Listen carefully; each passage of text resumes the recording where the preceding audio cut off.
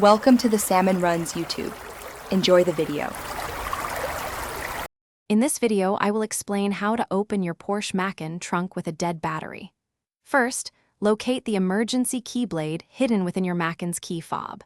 This small metal key is essential for manual entry.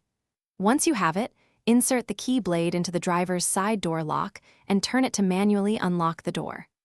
This grants you access to the vehicle's interior, which is the first crucial step in getting your trunk open. Now that you're inside, you need to provide temporary power. Locate the fuse box, typically found in the driver's side footwell.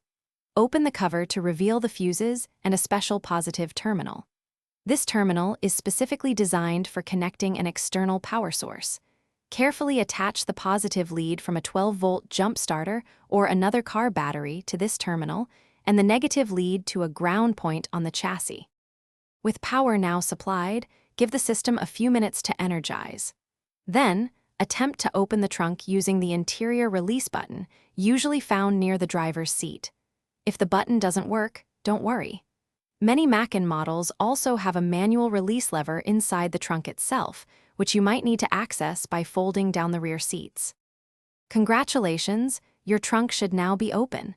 Carefully disconnect the external power source from the fuse box terminal and the ground point. Your next step should be to address the dead main battery. Either charge it fully or consider replacing it if it's old or faulty. Remember, keeping your key fob battery fresh is also important for preventing future lockout situations. Thanks for watching. Consider subscribing if we helped you.